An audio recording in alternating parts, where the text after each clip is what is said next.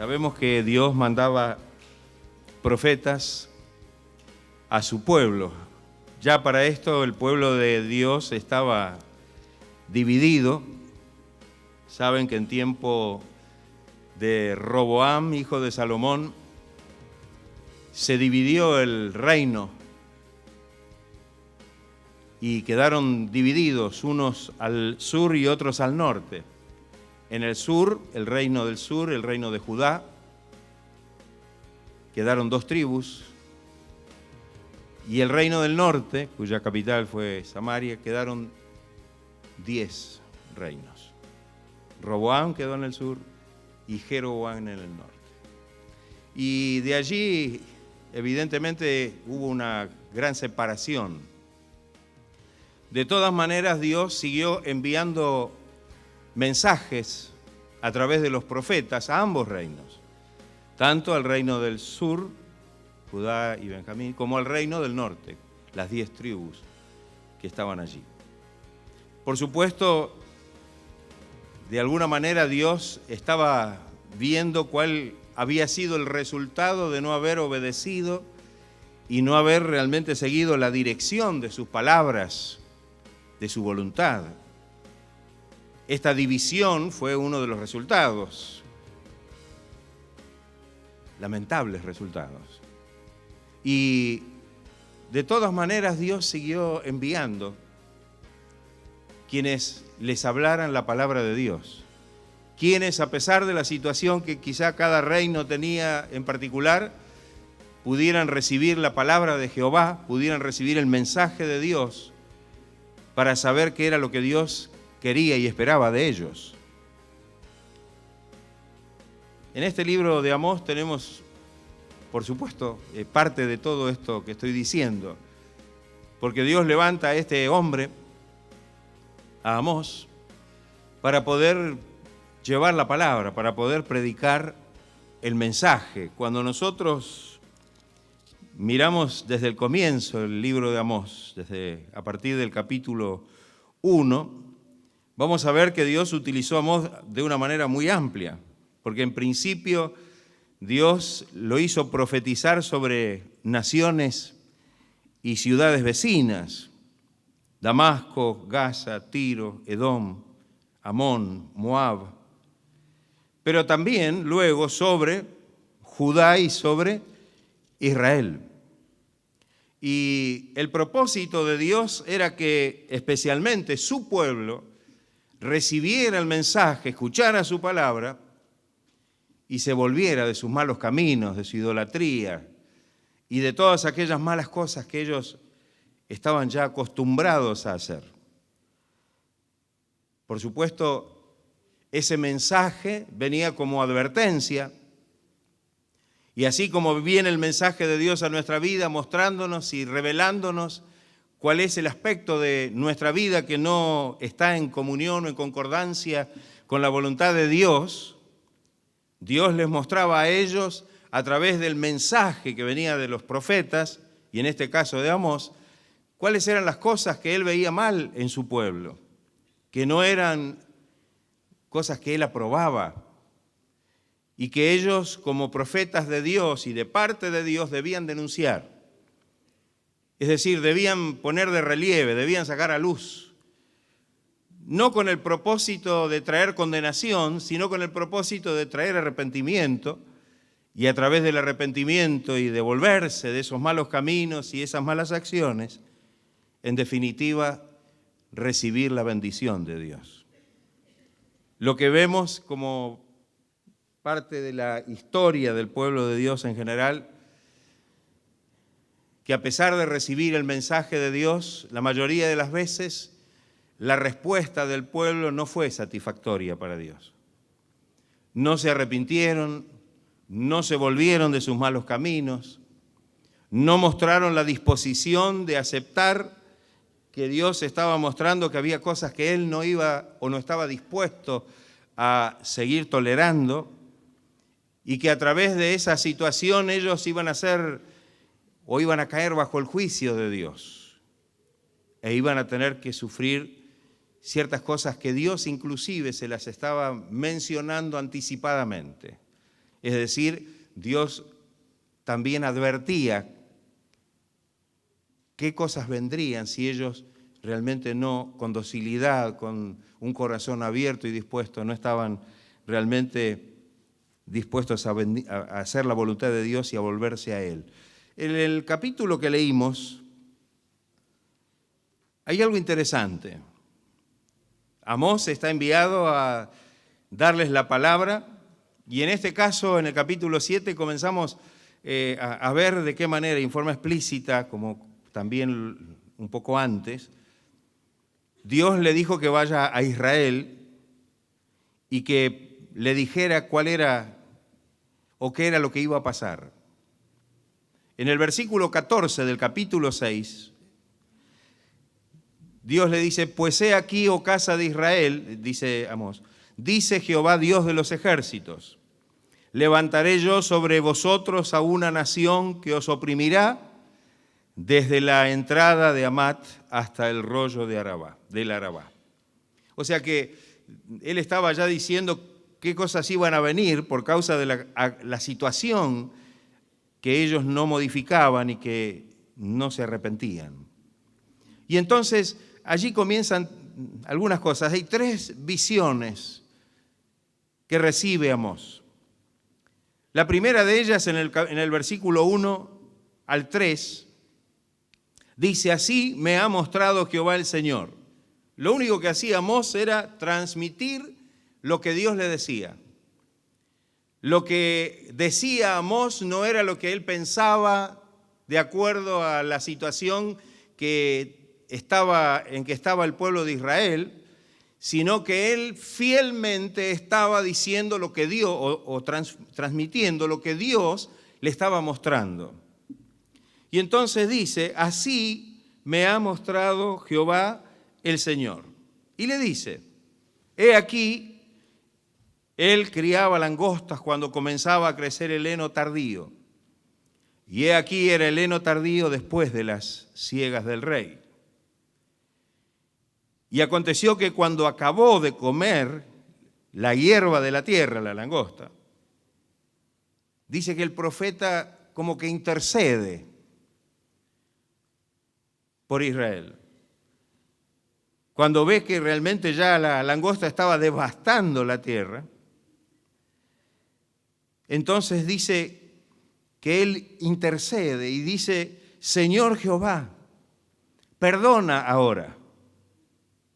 Es curioso esto, ¿no? Él podría haber dicho, bueno, yo digo solamente lo que Dios, pero él, viendo lo que estaba aconteciendo, viendo qué era lo que iba a suceder y cuál iba a ser el futuro del pueblo, conociendo también la dureza del corazón, entonces intercede delante de Dios y dice, Señor, Jehová, perdona ahora. Y dice, ¿quién levantará a Jacob? Si esto pasa ahora y quedan devastados, ¿quién lo va a levantar? ¿Cómo se va a levantar? ¿Cómo va a salir de esta terrible situación? Porque es pequeño. Sí, el pueblo de Dios siempre fue pequeño comparado con las potencias que los rodeaban, con aquellas que los llevaron cautivos. Porque es pequeño. Y entonces, inmediatamente, dice el versículo 3, se arrepintió Jehová de esto. No será, dijo Jehová. Fíjense que Dios escucha la intercesión de Amós. Dios escucha al profeta que estaba destinado a solamente trasladar el mensaje al pueblo, pero escucha la intercesión de este sencillo hombre, que era un boyero, que era una persona que recolectaba higos también, y que Dios lo había puesto en esta situación de poder ser su vocero, su mensajero. Y en esa condición de humildad él intercede delante de Dios. Señor Jehová, perdona ahora. ¿Quién levantará a Jacob? Al pueblo de Israel. ¿Quién lo levantará? porque es pequeño. Y dice que la respuesta de Dios fue muy clara. No será, dijo Jehová. Una segunda visión tiene Amós sobre el tema. Y dice que el Señor le mostró así. He aquí, Jehová el Señor llamaba para juzgar con fuego. Estamos hablando de juzgar al pueblo de Israel. Y dice que el fuego consumió un gran abismo y consumió una parte de la tierra. Esto es lo que veía en su visión Amós. Así como había visto que la langosta venía arrasando y comía todo lo que había en la tierra, ahora estaba viendo en esa visión que Dios le daba, le estaba mostrando que el fuego estaba consumiendo parte de la tierra. Un juicio terrible. Y lo vemos a Amós frente a una situación similar a la anterior. Cuando él tiene esta visión de cómo el fuego estaba consumiendo y había consumido ya una parte de la tierra, dijo: Señor Jehová,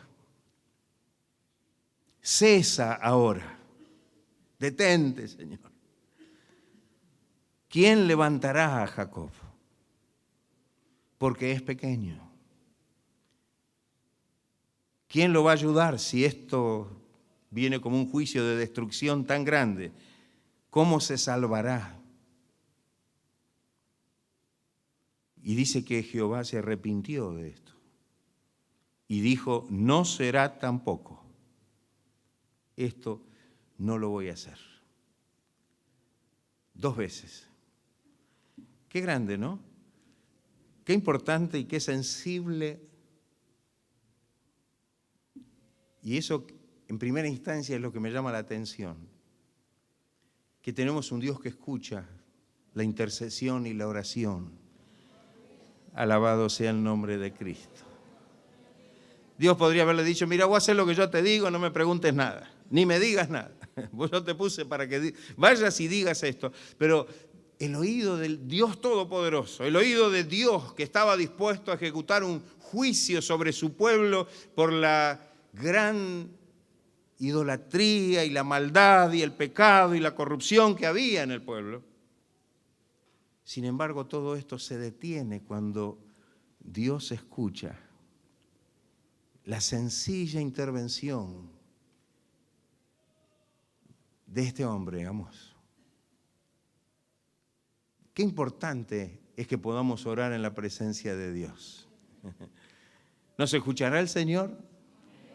Por supuesto que el Señor sabe lo que tiene que hacer, pero cuando vemos esto y cuando vemos que Dios tiene la disposición de hacer tal o cual cosa y que alguien que no es un gran personaje, que no es alguien que a lo mejor podamos decir que representa ni siquiera al pueblo de Israel para nada, sin embargo Dios escucha, sensible a la oración de Amós, y dice que entonces Dios dijo: tampoco será esto. Pero viene una tercera visión. Hay una tercera visión en el versículo 7.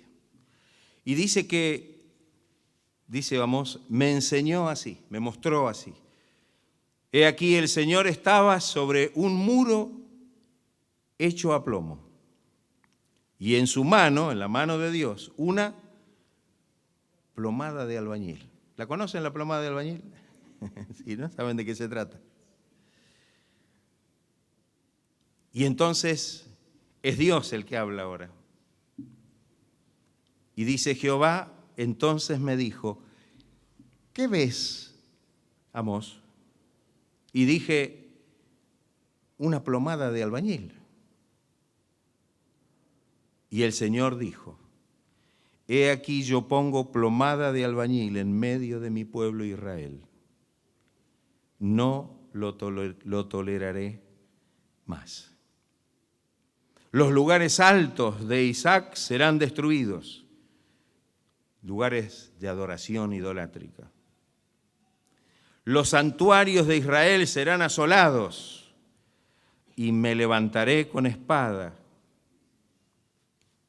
sobre la casa de Jeroboam. Esto es usar a naciones vecinas o paganas y vecinas para poderlos tomar. Evidentemente aquí hay una situación, la tercera, algunos dicen la tercera es la vencida, pero tal vez tenemos un Dios paciente.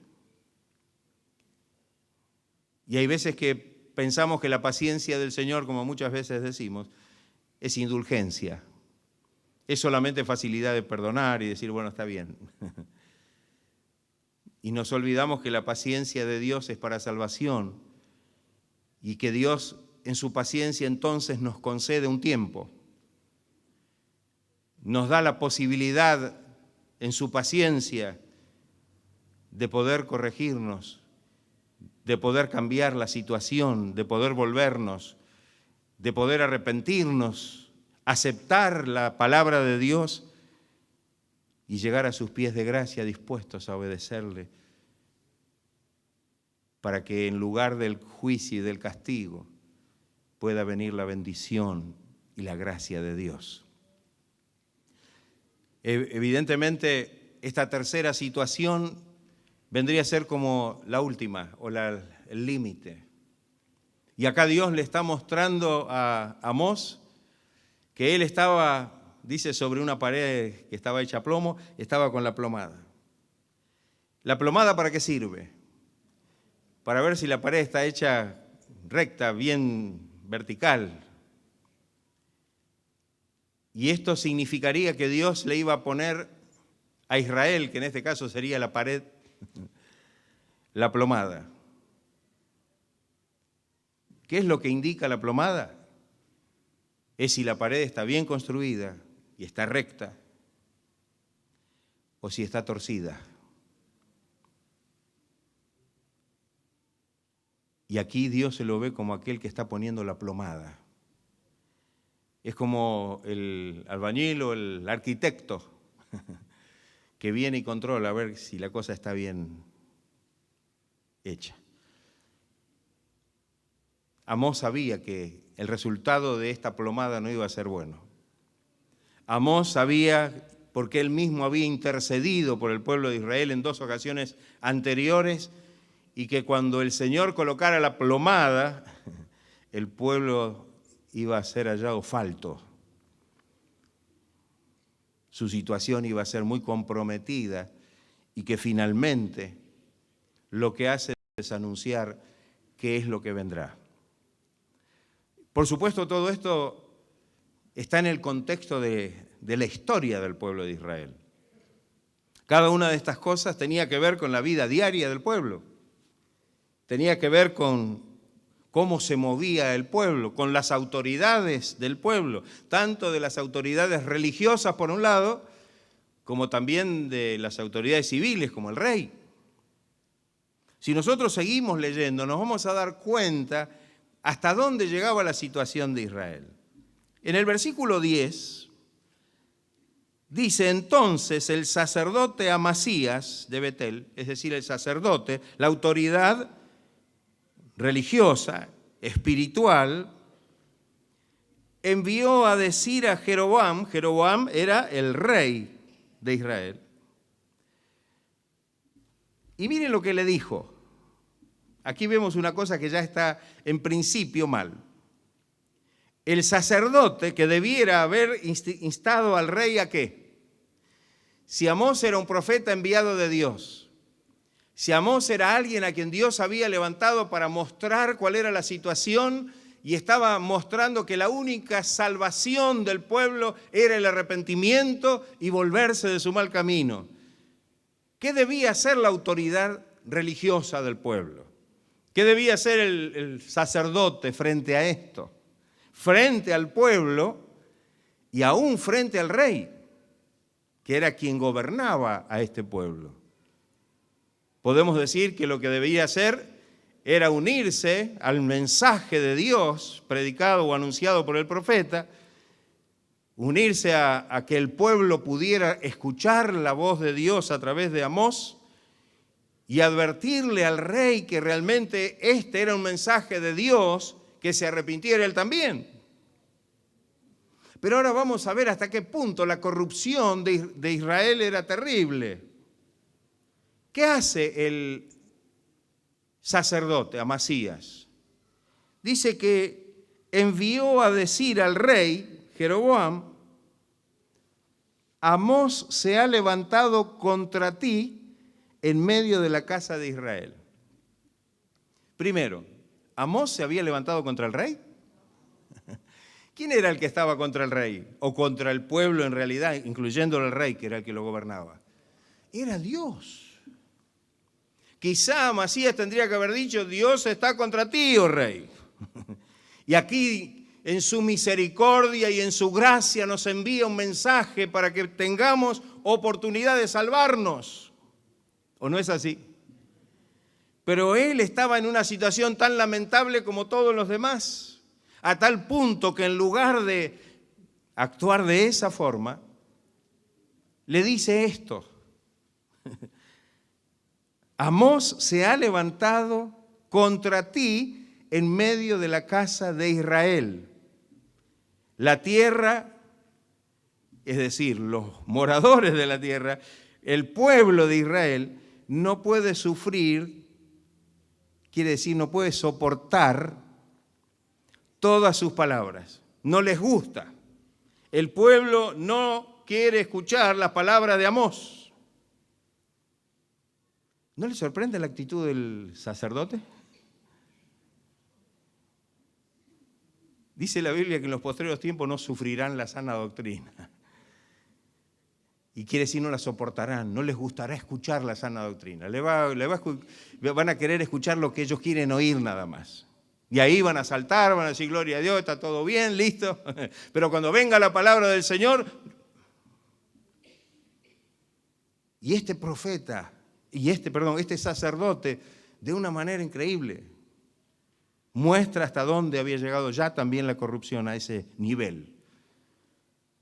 Y le dice al rey Jeroboam que Amós se había levantado contra él y que los demás tampoco ya podían soportar sus palabras.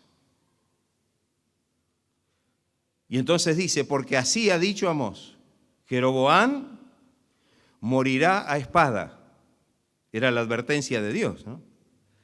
Israel será llevado de su tierra en cautiverio. Claro, no les gustaba escuchar eso. ¿Pero era la verdad? ¿Era la verdad o no era la verdad? Amén. ¿Y era la verdad de quién? El otro domingo hablamos de la verdad. Era la verdad de Dios. Era la verdad de Dios. No les gustaba a ninguno, ni a él, ni al rey, ni al pueblo, escuchar la verdad. No les gustaba. Y eso era lo que iba a acontecer. A Jeroboam lo iban a matar. Y al pueblo lo iban a llevar cautivo. Y mire lo que hizo el sacerdote. Y Amasías entonces dijo a Amós: vidente, profeta, como le queramos llamar, vete, andate, huye a tierra de Judá y come allá tu pan y profetiza allá. En otras palabras, anda a decirle esto a los de Judá, no lo venga a decir a nosotros. ¿Qué le parece? El sacerdote. Quizá cuando Amós decía algo en contra de las naciones paganas y las naciones vecinas, ahí Amasías tal vez estaba muy contento y muy a favor de las cosas que decía el profeta por los juicios que Dios estaría mandando sobre esas naciones. Pero cuando el mensaje de Dios le llega a ellos, él lo que hace es tratar de deshacerse del profeta. Es decirle al profeta: mejor anda a Judá y predicale a ellos, a nosotros no nos vengas a hablar. Y uno dirá: bueno, qué terrible, pero mire, esto es algo que es muy común.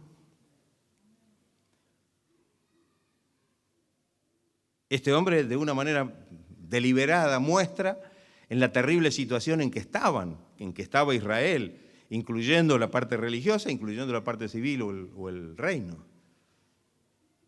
Y lo menos que puede mostrar es decirle al profeta que se vaya de ahí y que huya, porque seguramente que si no huía, si no se iba, algo le iba a pasar. A lo mejor le iba a pasar algún accidente. Ahora fíjese, huye, vete a tierra de Judá, come allá tu pan y profetiza allá. Y no profetices más en Betel, porque es santuario del rey y la capital del reino. Acá estamos todos buenos, estamos todos bien acá. Qué terrible, qué terrible. Entonces, ¿qué hizo Amós? Amós salió corriendo. No. Dice que entonces respondió Amós y dijo al sacerdote, a Amasías: no soy profeta. Como diciéndole, no, pues él le dijo vidente, que tal vez también se usaba en lugar de profeta, como diciendo, bueno, sos profeta o andá a profetizar a otro lado. Y entonces, en un gesto netamente de humildad verdadera, real, Amós le dijo, no soy profeta, ni siquiera soy hijo de profeta. Amén. Sino que soy boyero y recojo higos silvestres. Mire la ocupación que tenía. Estaban con los animales y recogía higos silvestres. Y Jehová me tomó de detrás del ganado y me dijo, ve y profetiza a mi pueblo Israel. Como diciendo, yo no soy nadie, Dios me dijo que venga. No soy ni profeta, no soy un gran personaje, tal vez como fueron otros profetas reconocidos, no solo dentro del pueblo de Israel o del pueblo de Dios en general, sino también hubo profetas reconocidos por otras naciones, ¿no? El caso de Samuel. Este no. Él dice, yo no soy profeta, ni siquiera hijo de profeta, como para decir, bueno, tengo una ascendencia. No. Yo solamente era un boyero, juntaba higos silvestres, y el Señor me llamó y me dijo que venga y que diga esto. Como diciendo, yo no soy nadie. Y yo digo, qué importante esto también. Porque en definitiva, es necesario que esto lo tengamos en cuenta. Esto me hace pensar y me hace recordar al último profeta. ¿Quién fue el último profeta? Juan el Bautista, ¿no? Juan el Bautista. Y cuando le preguntaron quién era él no dijo, yo soy el profeta Juan el Bautista. No, soy una voz que clama en el desierto, enderezad el camino. Y yo digo, qué importante esto, porque en realidad no es importante el profeta o quien habla, sino lo que es importante es el mensaje.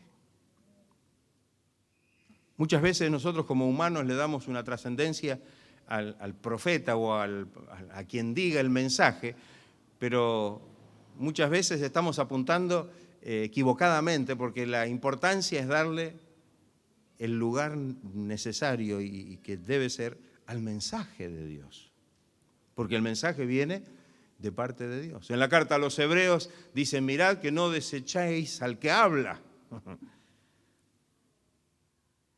Y en realidad, cuando Dios dice eso, allí en el capítulo 12 de la carta a los Hebreos, ¿de quién está hablando? ¿Quién era el que hablaba? ¿Hablaría por medio de Moisés o hablaría por medio de algún otro? Pero ¿a quién desechaban ellos? A Dios era el que hablaba. Dice que en aquel entonces había conmovido la tierra y dice, no solamente conmoveré la tierra, sino los cielos, dice el Señor. Mirad que no desechéis al que habla. Y podemos decir, no desechar a Moisés, o no desechar a los profetas, o no desechar a quienes el Señor les había enviado. no desechar a Dios, que era quien había enviado el mensaje. Y hoy no estamos exentos de que esto también ocurra. Porque a veces estamos, ¿no? Parece que hubiera ahí una situación que, sin embargo, cuando Dios nos habla a través de su palabra y nos da el mensaje, tenemos que estar atentos, porque es palabra de Dios para nuestra vida. Es la palabra de Dios que nos habla y ante Él debemos dar cuenta y ante Él debemos responder. Entonces, dice Amós, Jehová me tomó y me dijo, ve y profetiza, versículo 15, a mi pueblo Israel. Ahora pues, ¿qué le dijo? No le dijo, oye mi palabra. Oye palabra de Jehová. Tú dices, no profetices contra Israel, ni hables contra la casa de Isaac. Por tanto, así ha dicho Jehová. Y mire, le da una palabra dura, ¿no? Tu mujer será ramera en medio de la ciudad, y tus hijos y tus hijas caerán a espada, y tu tierra será repartida por suertes, y tú morirás en tierra inmunda, e Israel será llevado cautivo lejos de su tierra. Aquí, Amós, ¿qué hizo? No huyó, se plantó. Y no solamente que se plantó y le dijo esas palabras para que sacaran los ojos de él como si el problema fuera Amós, y sacándose de encima Amós estarían libres del problema.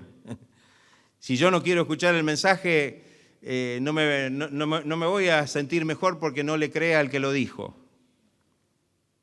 Porque el que me va a demandar el no haber obedecido al mensaje es quien lo envió. Y ese es Dios. No importa si el que lo predicó fue un profeta, fue un apóstol, fue el pastor, o fue un maestro, o fue quien en la circunstancia Dios usó para que pudiéramos recibir lo que Dios tenía para nosotros. Y esto es lo que tal vez nos hace en este tiempo pensar, porque si bien transcurrieron tantos siglos de aquel entonces hasta hoy, sin embargo, no ha variado demasiado la forma en que Dios se comunica con su pueblo. Y la gran responsabilidad que tenemos de prestar atención a la palabra de Dios. Y que a pesar de que podamos interceder pidiendo la protección y la paciencia de Dios y el perdón de Dios frente a ciertas cosas, sabemos que Dios tiene su punto, su colmo, ¿o no es así? Sí. En 2 ocasiones, Dios dice que escuchó la intercesión de Amós. Un simple hombre, pero que había intercedido de corazón. Pero el pueblo no había cambiado. El propósito de Dios era necesario que se llevara a cabo, y él, más allá de su intercesión, ahora se daba cuenta que ya no era tiempo de pedir o interceder, sino que ahora era tiempo de anunciar que el juicio venía. Y yo digo, qué importante todo esto.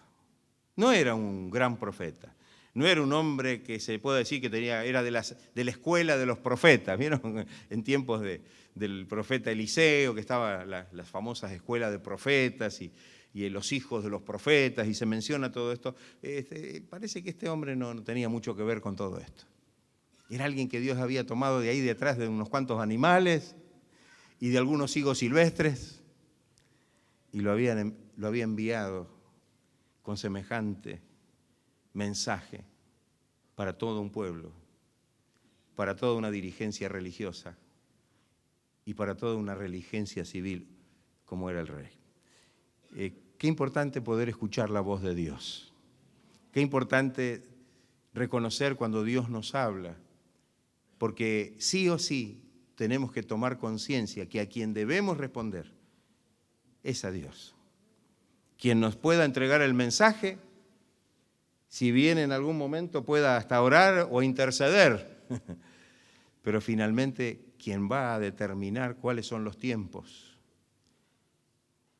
ya sea del perdón y de la misericordia o del juicio y de la destrucción, es Dios. Entonces no podemos especular con esto. No podemos mediar con figuras de personas en el medio. Tenemos que entender que es Dios quien nos está hablando. Hay una cuarta visión que tiene Amós. Si leemos en el capítulo 8, dice: así me ha mostrado Jehová el Señor. Y dice que le mostró un canastillo de fruta de verano. Y dijo: ¿qué ves, Amós? Y respondió: un canastillo de frutas de verano. Y dice que Dios le respondió y le dijo: ha venido el fin sobre mi pueblo Israel. Es decir, esto está maduro, las frutas están listas para comer, ya no da para más. Si la dejamos pasar, se pudren. Es el tiempo. Entonces, dice: ha venido el fin sobre mi pueblo Israel, no lo toleraré más. Qué grande es la misericordia de Dios. Cuando nosotros miramos de qué manera Dios le habla a su pueblo, en el capítulo 5 Dios le había mostrado de que si se arrepentían, Dios los iba a ayudar. En el capítulo 5, versículos 14,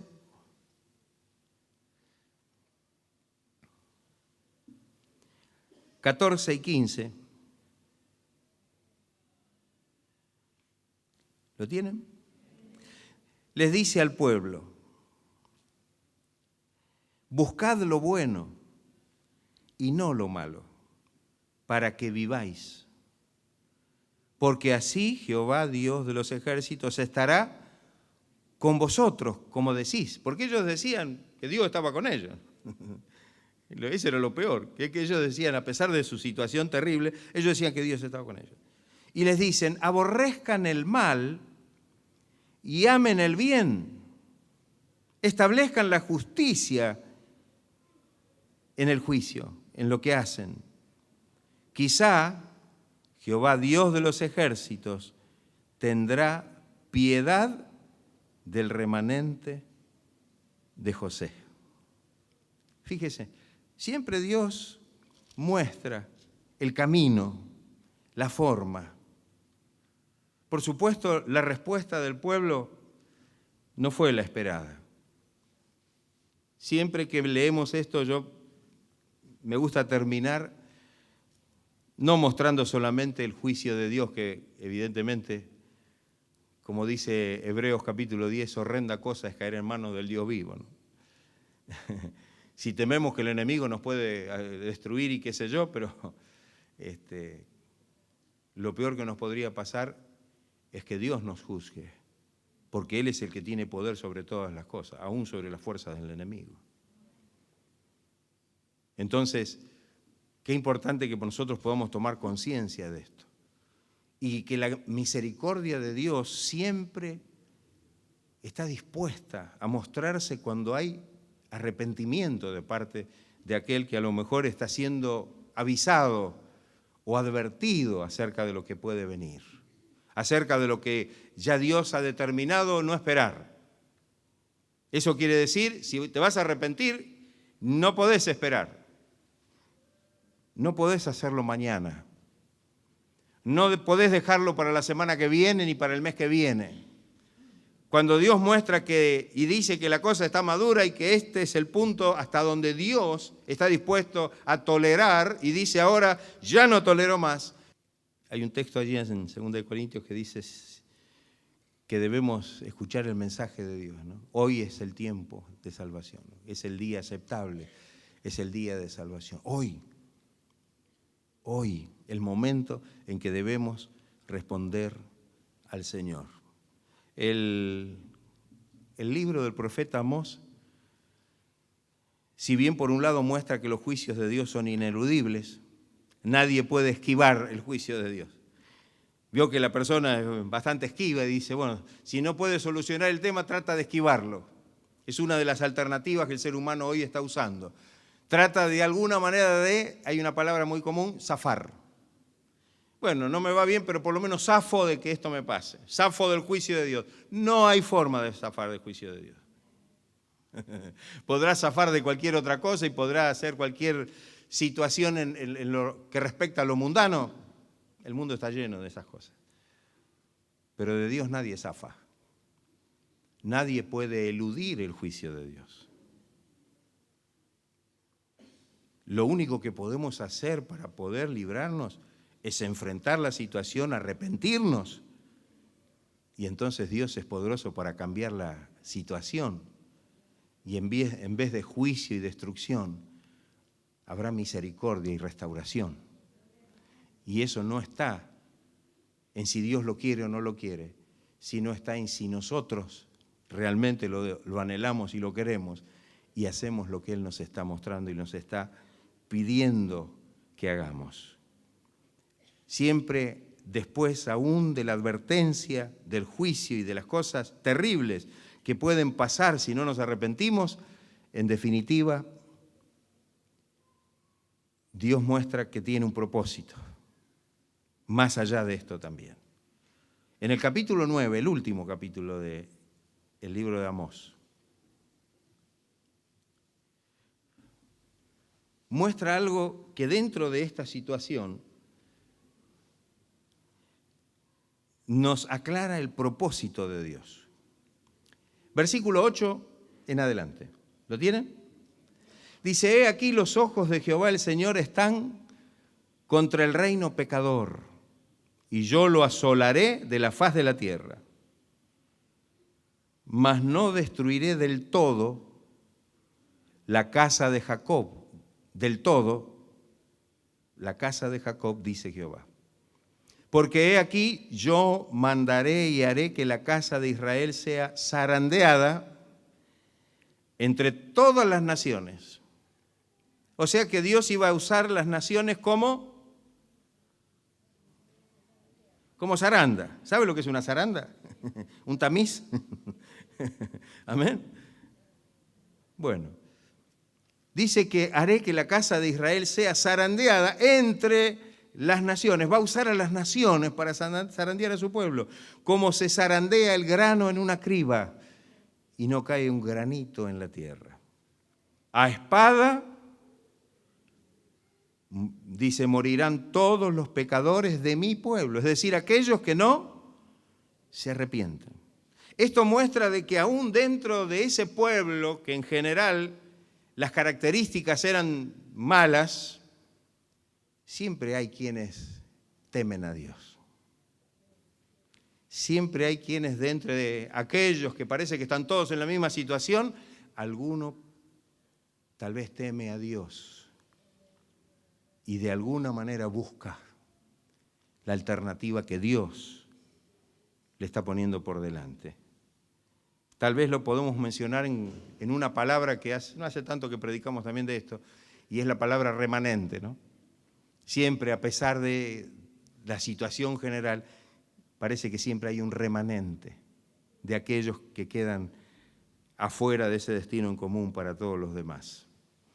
Dice, a espada morirán todos los pecadores de mi pueblo, que dicen, no se acercará, ni nos alcanzará el mal. En aquel día yo levantaré el tabernáculo caído de David, y cerraré sus portillos y levantaré sus ruinas, y lo edificaré como en el tiempo pasado, para que aquellos sobre los cuales es invocado mi nombre posean el resto de Edom y a todas las naciones, dice Jehová, que hace esto. He aquí vienen días, dice Jehová, en que el que alcanzará, dice Jehová, en que el que ara alcanzará al segador y el pisador de las uvas al que lleve la simiente, y los montes destilarán mosto, y todos los collados se derretirán. Y traeré del cautiverio a mi pueblo Israel, y edificarán ellos las ciudades asoladas y las habitarán, plantarán viñas y beberán vino de ellas, y harán huertos y comerán el fruto de ellos, pues los plantaré sobre su tierra y nunca más serán arrancados de su tierra que yo les di, ha dicho Jehová, Dios tuyo. Amén. Gloria sea el nombre del Señor. Gloria sea el nombre de Cristo. Qué bueno es terminar o finalizar con esto. Qué panorama asolador, terrible, si termináramos solamente con lo que veníamos planteando y decimos, bueno, no hay esperanza ya para el pueblo de Israel. Dios ya se cansó, dijo, no hay más tiempo, ya la cosa está madura, no estoy dispuesto a seguir soportando, se terminó. Y ahí va a venir lo que Dios había mostrado. Pero aún dentro de todo ese movimiento y de ese juicio que se iba a desarrollar, Dios sabía que no todos iban a morir. Y que aquellos que no pasaran por esa situación, sí iban a pasar por el problema, pero iban a ser preservados como un remanente, para que Dios luego los pueda hacer volver a su tierra y pueda restaurarlos como su pueblo. Y yo digo, esto es una demostración del gran amor y de la gran misericordia de Dios. Pero Dios ve el corazón. La mayoría del pueblo no fue restaurada. La mayoría del pueblo no pudo vivir, fueron muertos. Tuvieron que pasar la terrible experiencia, y si seguimos leyendo los libros proféticos, hasta justo antes de la cautividad babilónica, sabemos de qué manera tan terrible termina esta historia antes de la cautividad, con la destrucción del templo, la destrucción de las murallas de la ciudad quemada, asolada por el fuego. Y como dice el profeta Jeremías, lleno de cuerpos de hombres muertos. Terrible la situación, pero un remanente. Dios estaba dispuesto a bendecir y a salvar y a restablecer. Que el Señor nos ayude para que en medio de lo que hemos mencionado y de lo que hemos visto, podamos realmente tener un corazón dócil a la voluntad de Dios. Evidentemente, ellos no quisieron escuchar las palabras de advertencia, ni los sacerdotes ni los reyes escucharon las palabras no solo de los profetas, que eran los mensajeros que Dios enviaba, sino las palabras de Dios. Y a muchos los mataron, como el lamento que Jesús hace sobre Jerusalén.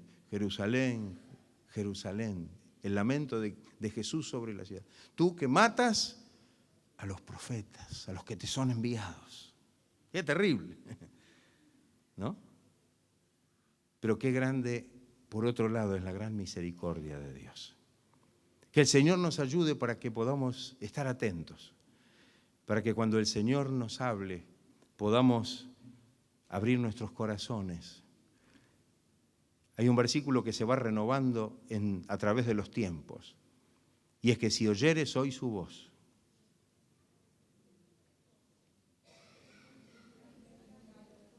no endurezcas tu corazón.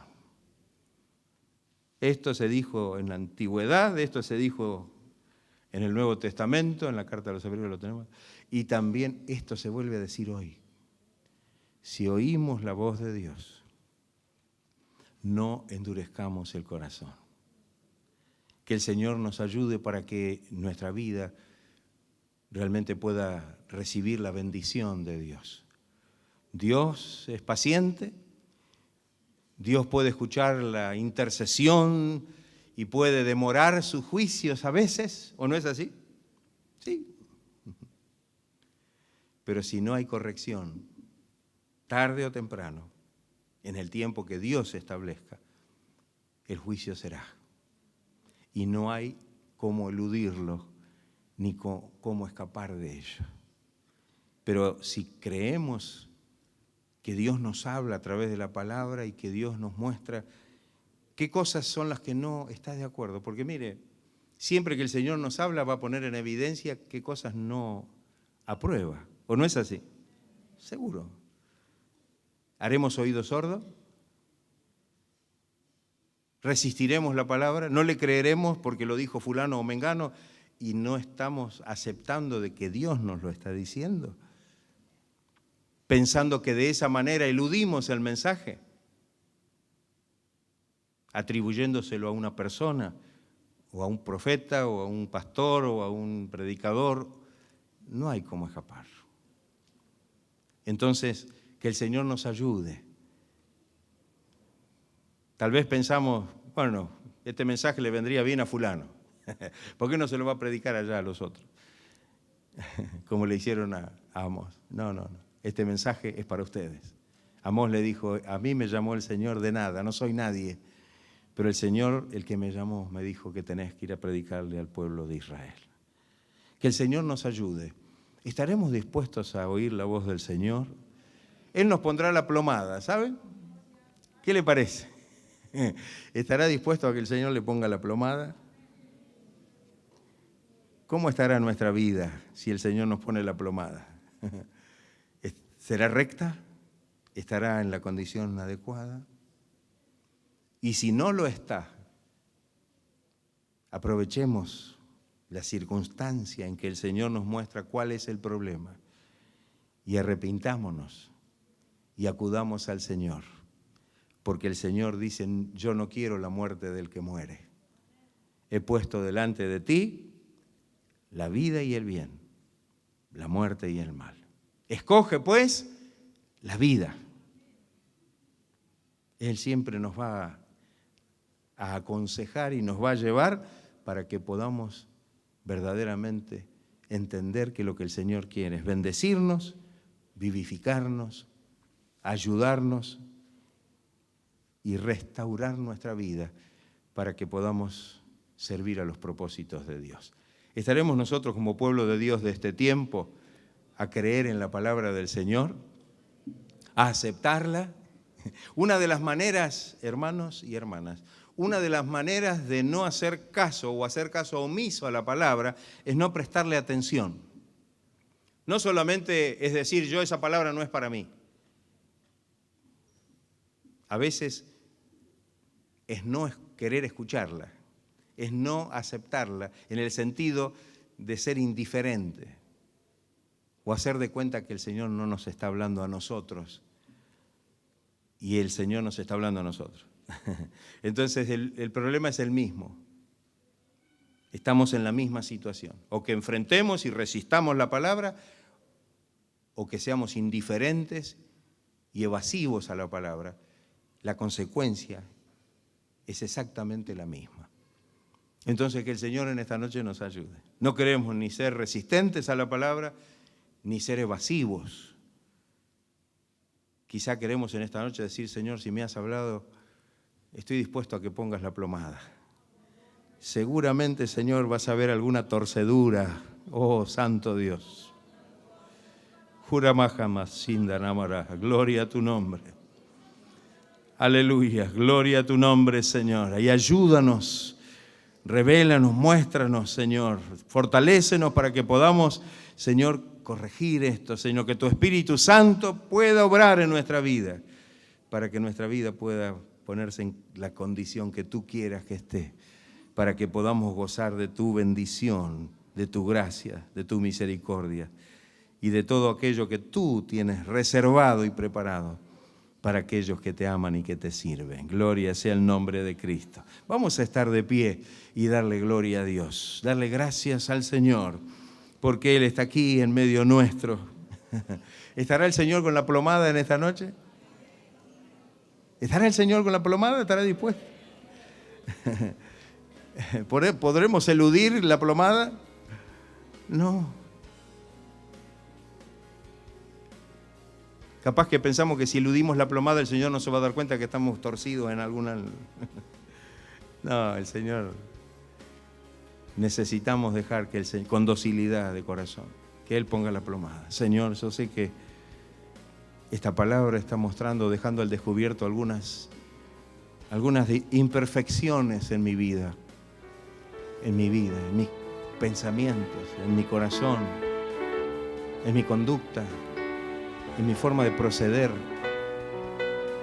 Pero sé, Señor, que no hay un propósito de destrucción de tu parte, sino una oportunidad de arrepentimiento para restauración.